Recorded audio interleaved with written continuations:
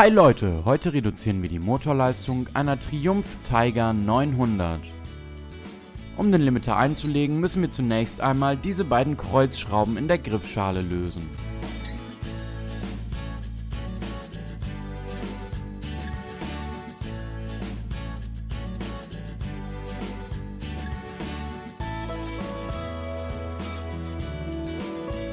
Es gibt hier eine lange Schraube und eine kurze, das bitte beachten, die lange Schraube sitzt hierbei unten, die kurze oben in der Griffschale.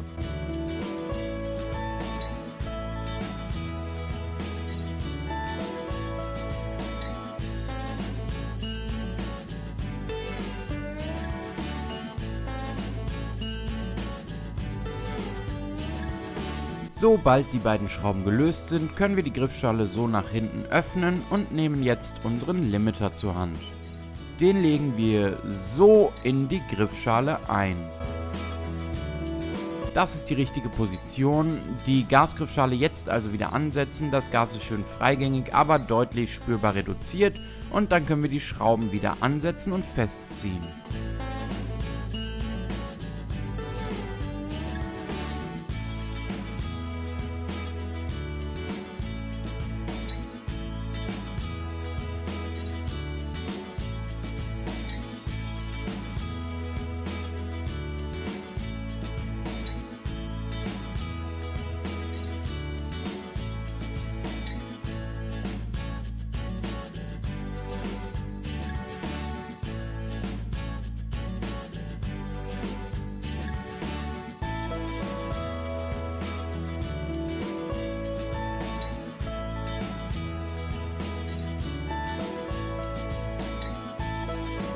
Das war's auch schon, das Motorrad ist nun erfolgreich auf 35 kW und damit für den A2-Führerschein zulässig gedrosselt.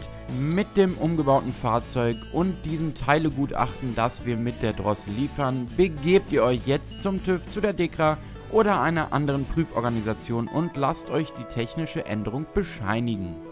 Wir wünschen allzeit gute Fahrt.